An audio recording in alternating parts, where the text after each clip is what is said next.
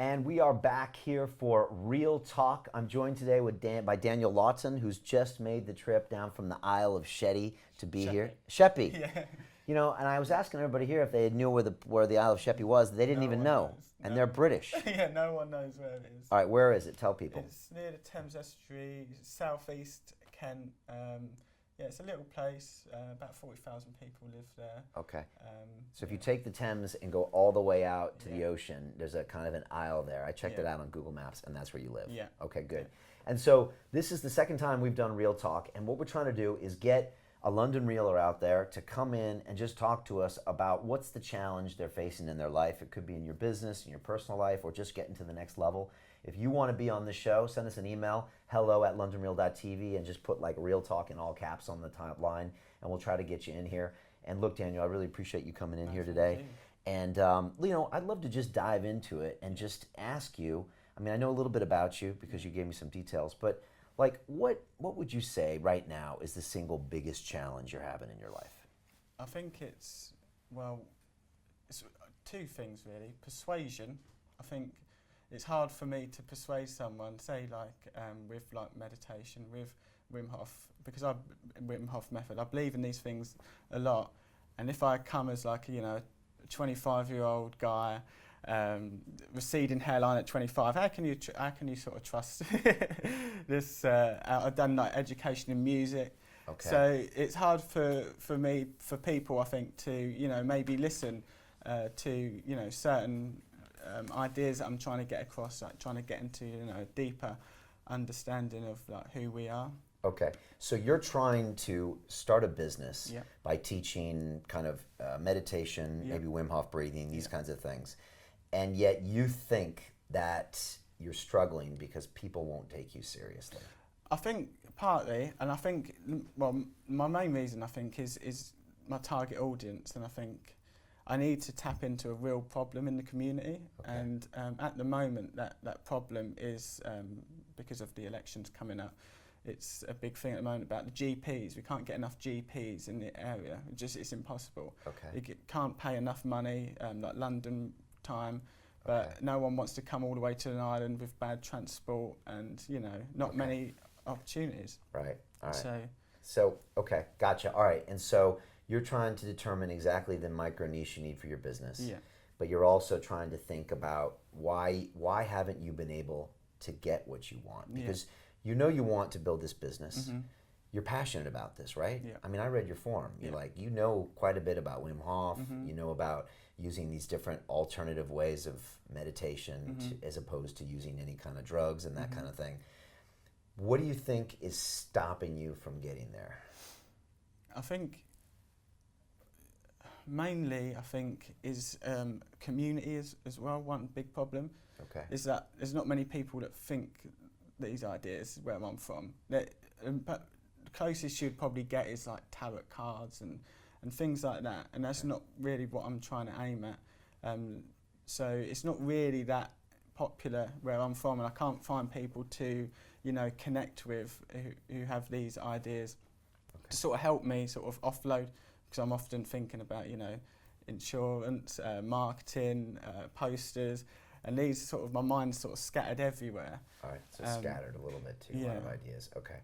How long have you been trying to do this for? So I started with the Prince's Trust business thing for about a year ago, and they focus too much on like a business plan and like forecasts, and there's nothing out there what I'm trying to do really. There's no one I really can sort of, because they wanted forecasts on the future, and I didn't want to lie to them. I didn't want to say, oh, well, I think this could happen. I just didn't want to waste my time lying. All right, so you had some business advice that was a bit too traditional. I think, exactly. I think that's what it was. All right, and tell me, how does it make you feel when you can't execute on what you want to do and you can't build your business? It does make me think, the first thing I think, I'm just not ready.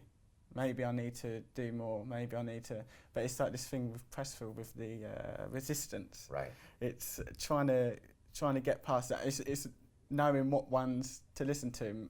Do I listen to the one that says you need to maybe, you're not ready yet, you need to maybe go into more detail, Right. which obviously we all have to do. We have to keep learning. Or do I go with the one that says, like you were saying earlier, just do it? Do you go with that one and just? But it's hard to just do it when it's something that can be so, personal to someone. Like meditation, it can be so. People have different experiences. Yeah. So if you haven't got that experience, if you haven't really got that knowledge base of being able to, really sort of guide people into a better understanding of themselves, then it can be maybe quite dangerous. So it's knowing which one to. What about your life? Like right now, if you could turn this into a business, how would your life change? And if you can't, what does that mean your life has to be? Well, it would sort of feel that I'm not going to my full potential. Right. I feel that this is part of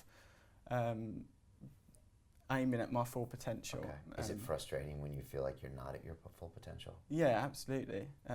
And I feel, yeah, definitely. I think it's just frustrating always. And I think I just wish there was like a button that it could just go that this is, but obviously, would you really want that? Because there's no.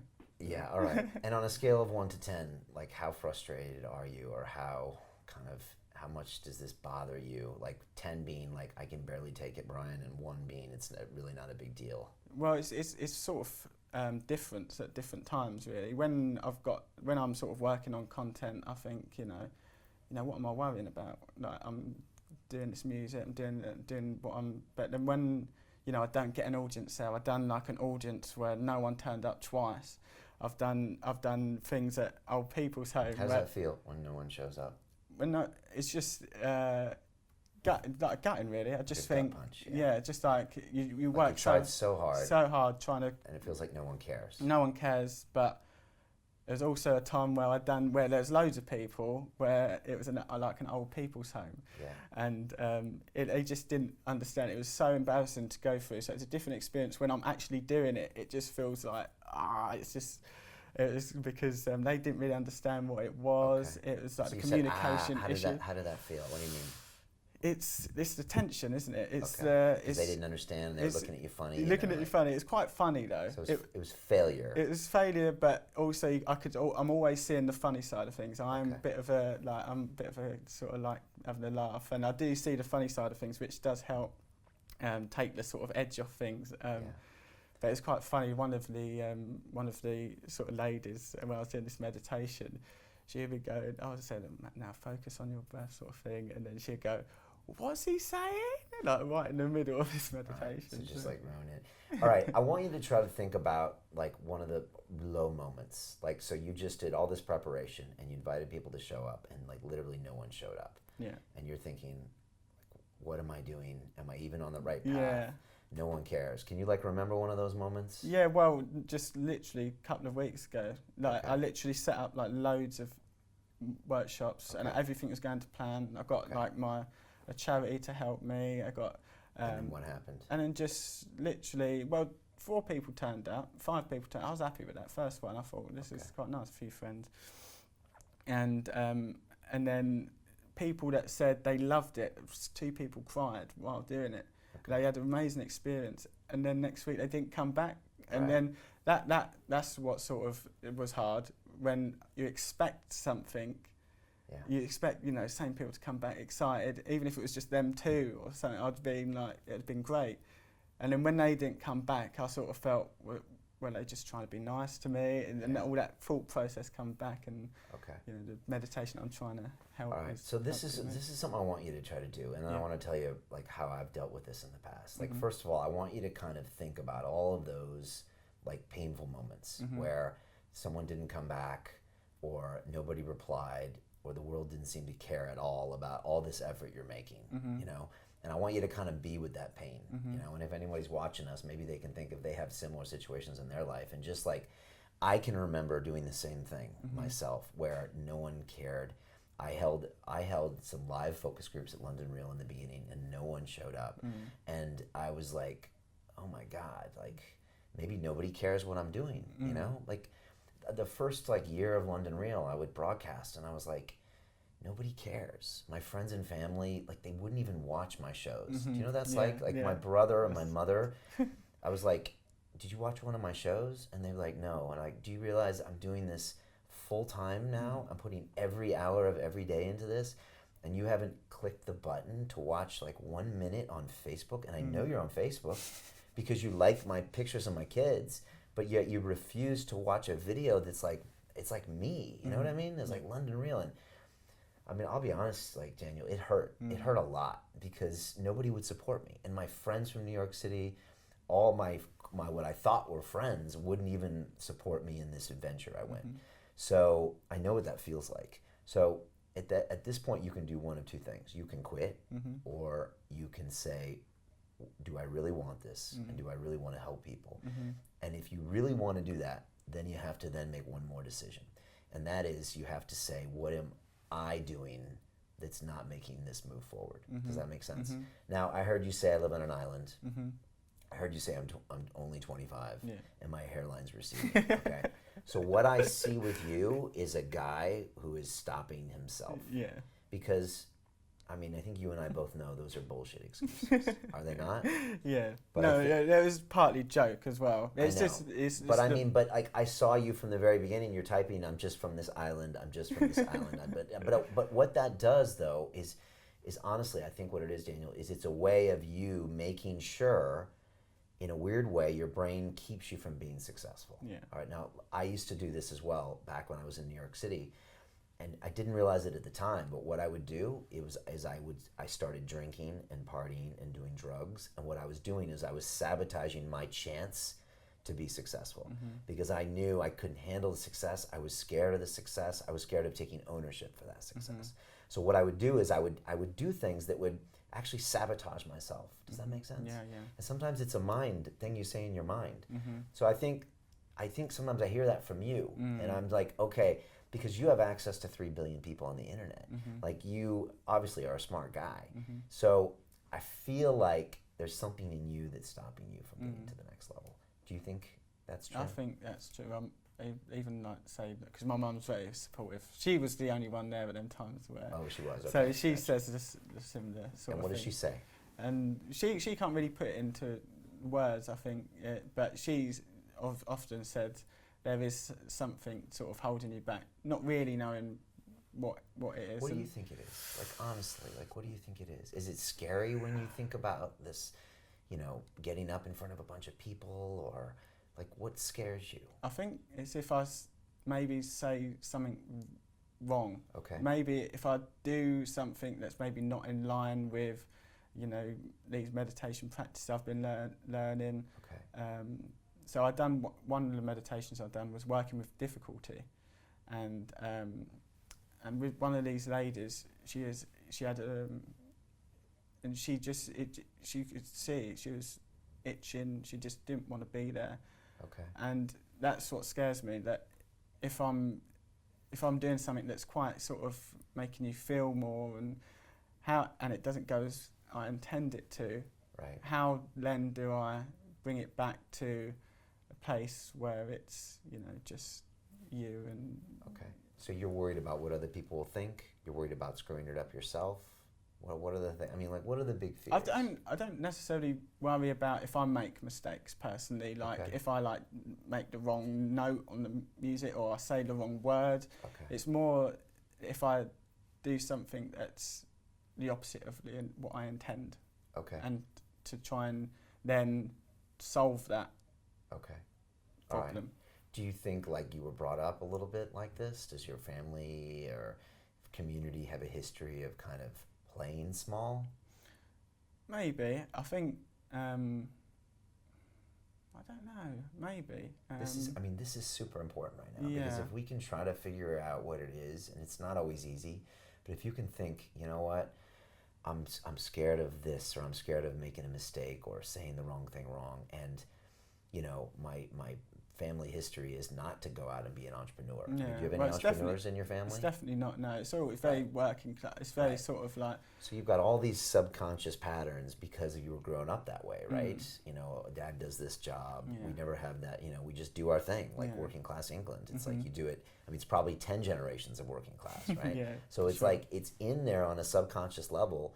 Part of you says, oh, when you get too big, what's the thing they call the crab syndrome? When one gets out, the other crabs pull the crab back in. But it's like, basically, it's not natural for you maybe to get out, to be noticed by everyone, or to be super successful. Yeah. Is that true? Yeah, I think so. But I think when people like meet me, I'm very like, if I'm like, but not doing something that necessarily, I'm just out with friends or something. I'm very forthright. I'm very loud. I'm very sort of like make the jokes. And you are.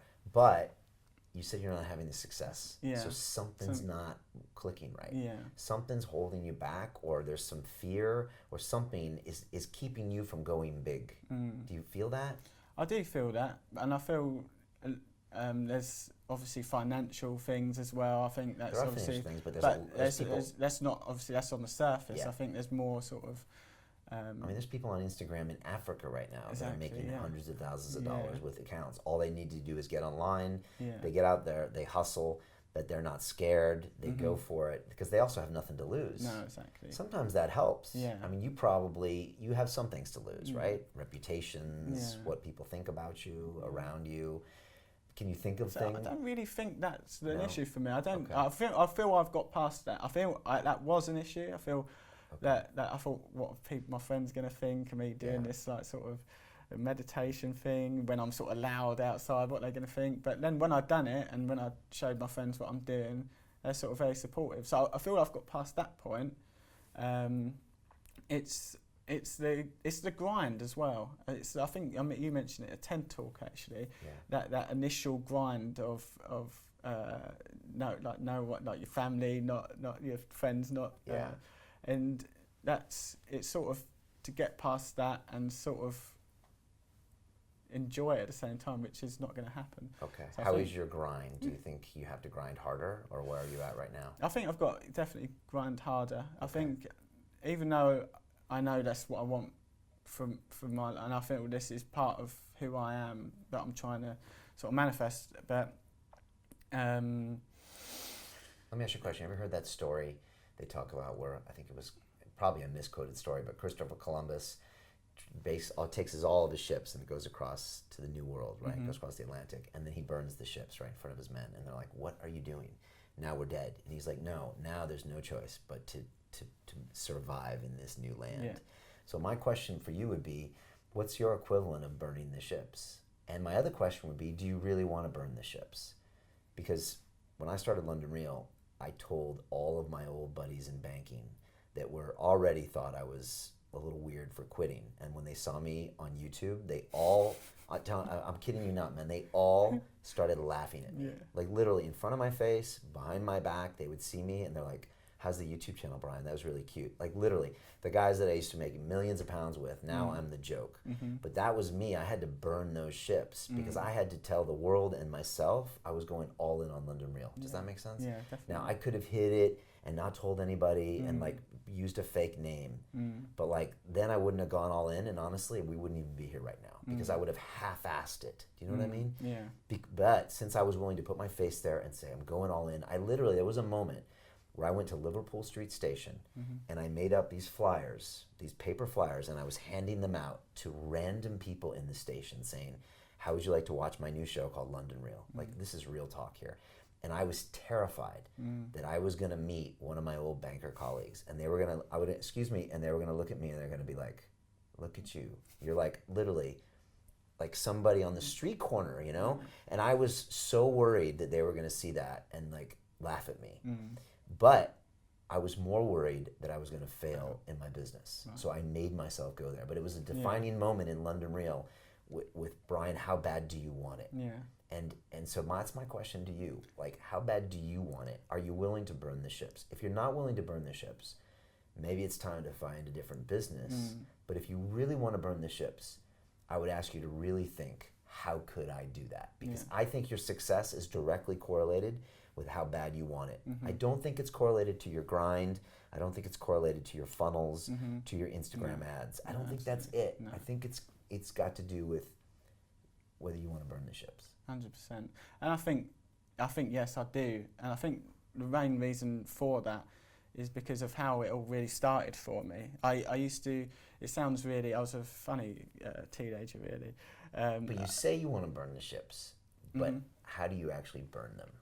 Because the results speak for themselves. Yeah. And when you finally burn them, then you will start seeing success. Yeah. So how could you make a decision today to burn those things? Like, honestly, it's a metaphor, but what's something you could do to show not only the world, but also yourself, I'm going all in? Maybe to... It's going to take a risk, though. Yeah, maybe to keep turning up when no one's there. That's one. I probably need something bigger, though. Can you go all in more? I mean, like, literally, like, I have to ask, like, how bad do you want this? Would you be willing to move to another city? Oh, yeah. Definitely.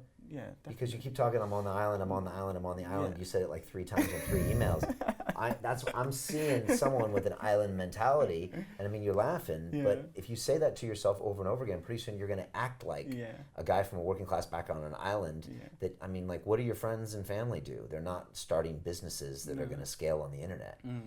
But you're still saying that. So I just feel like you're boxing yourself into this repetitive loop. So that would be my question. Like, what are some big ways to, like, I'm not talking about like charring the ships or like chopping some wood off the ships. I'm talking about torching all those motherfuckers. So you've got no other way home. Right. That's how businesses are built. That's how London Real was built. That's how Dan Pena was built. That's how a lot of the people that sat in the Dorian Yates, 6-time Mr. Olympia, man, he went all in. Literally, like, he had a kid, and he said, I can't see the kid right now. Now, you can argue whether that's right or not, but Dorian went all in, and that's why he's Mr. Olympia. So I would say to you, how can you burn the ships?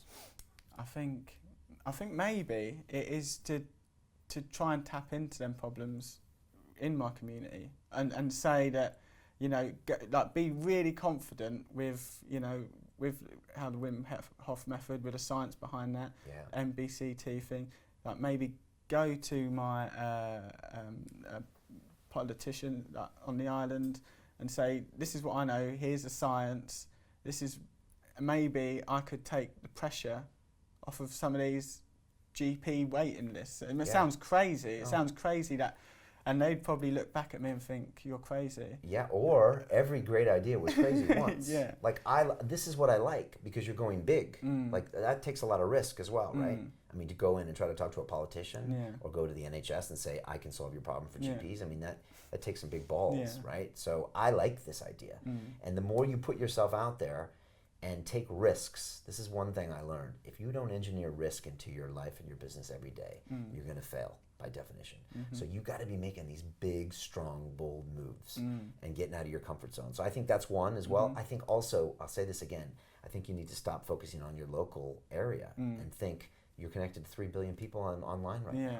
How can you force yourself to become a new person, you know? And I had a guy on recently who talked about alter egos, and all of my students now are using alter egos, and they create this alter ego, and the alter ego doesn't ever walk in and say, I'm 25, my hairline is receding, and I come from the island of I already forgot, right?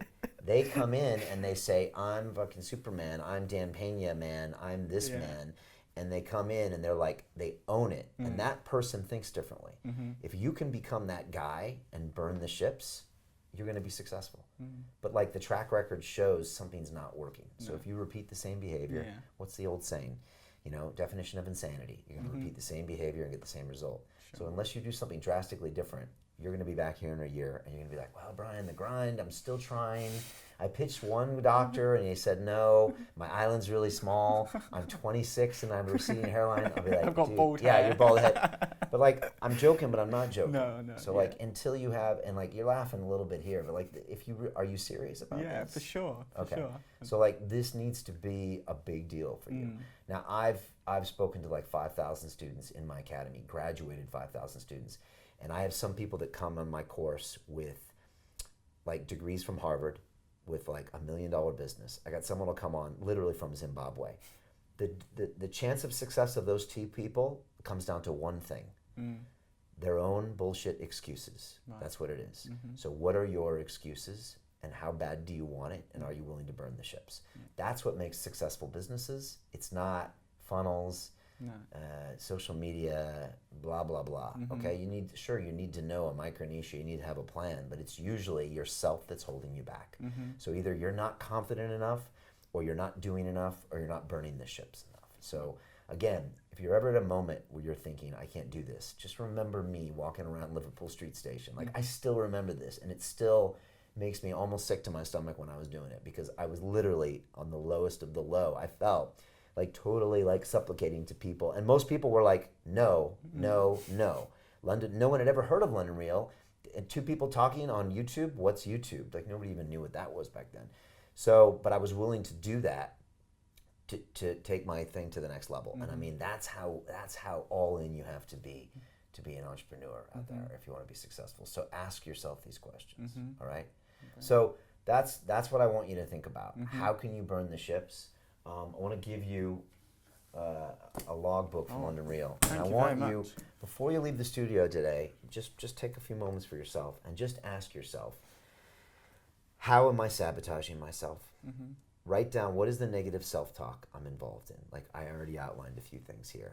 And I want you to replace the negative self-talk with some positive self-talk, right? Can you do that? Yeah. Like, every morning, give me the opposite. I'm connected with 3 billion people in the world. I'm changing the face of medicine with my practices. I am always adding value. I like making mistakes because that means I'm doing things. You know, I always say criticism is a sign of success. I want more. I got that from Grant Cardone. So I'm always looking to make mistakes because it means I'm moving fast.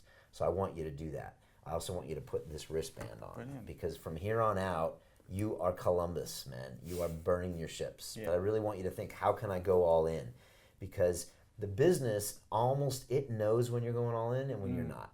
And so you might be like, well, it can't tell that I'm doing this thing on the side, but it can. So when people really feel you're all in and you go all in, then this thing will be successful. And until you do that, it's just not. So that's just a choice you're going to have to make every day.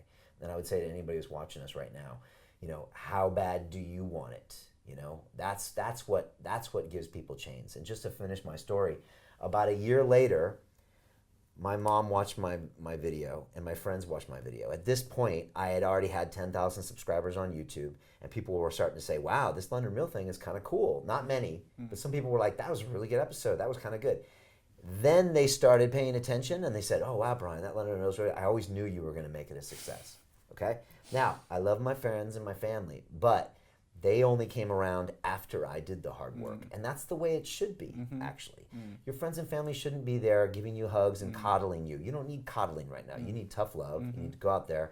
You need to pitch to audiences of 1 and 2 people or 3 people. You need to follow them up and find out why they're not coming back to your business. You need to go through that struggle. And once you do that, then everyone will come around and they'll support you, and that's the way it is. So, and that period is to find out how bad do you want it. And it clears all the suckers out.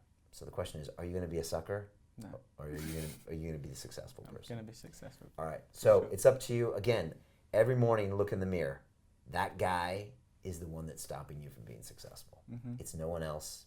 It's nothing else. It's just you. What are you willing to do today to push through all of those hang-ups, those subconscious things you have that are limiting you? Because they are. We all have limitations based on our parents and our family and what we think is possible. You got to break through that, throw it out the window and say, today I'm going in hard, like Dan Pena.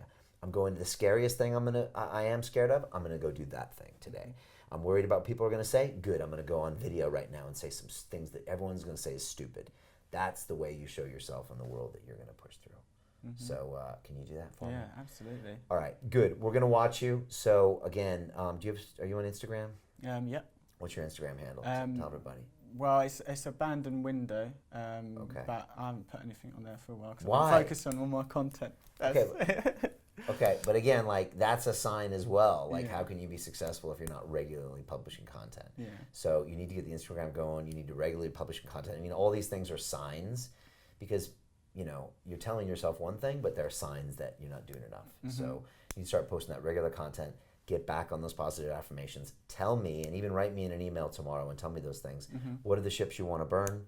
What is the new positive self-talk you're going to do? and what are the big risks you're going to take in the next 3 months. Yeah. The mistakes are going to help you. The criticism, the failures. Honestly, the more failures you can get in the next 3 months, the better, because it means you're moving fast. Great. All right? All right. Does that help? Absolutely. Thank you very much Okay, for good, man. all your help. No, I appreciate it, man. And No. thanks for coming in. No. And look, I think that's been helpful for people. I think a lot of people struggle with these issues of just, not knowing exactly what to do, how much to do. But look, the more and more I teach, the more and more I learn on London Real is that anyone's external world right now, and we're doing a Thanksgiving meal tomorrow for a bunch of people that are homeless here and struggling, and we're going to see people that are in a difficult part, struggling with addiction and homelessness. I used to be struggling with addiction. Everyone's external world is a subject to their internal world. That's all it is. The world around you gives you what your internal world is asking you for. So if it has a business that's not working out, it's not because of them, it's not Brexit, it's not the pound, it's not your island, it's not your mom, it's you. So it's always where you are. If you change your internal energy, you'll change what you get around you in a positive way or a negative way. So just remember on that, meditate on that. If everybody can do that. I'm constantly, and it's hard for me sometimes. Sometimes I'm like, oh, this didn't work out this week because of that. No. What did you do? What could you do better next time? How could you get on a better frequency? Be more grateful, be more positive, take more risks, help more people. That's how you build a great business. I'm always looking to see what I can do. So if you do that, I guarantee you're going to be successful. So all the best. Send me that email tomorrow, and I want to check back on you in 30 days and find out how you're doing. Yeah. Yeah? Great. Yeah. Okay. Absolutely. All right, cool. Thank you, everybody, for watching. If this has been helpful, leave us a comment below. We're going to leave his Instagram handle as well, so follow him, hold him accountable. And if you're struggling with any of these kinds of issues, leave us your comments below. Also, if you want to come here and sit in the Real Talk chair, send us an email, hello@londonreal.tv, and put in Real Talk on the top line. Daniel, thanks for coming in. Thank you. And until next time, we'll see you on Real Talk. At London Real, we believe that individual transformation can change the world. Join us and start your journey today.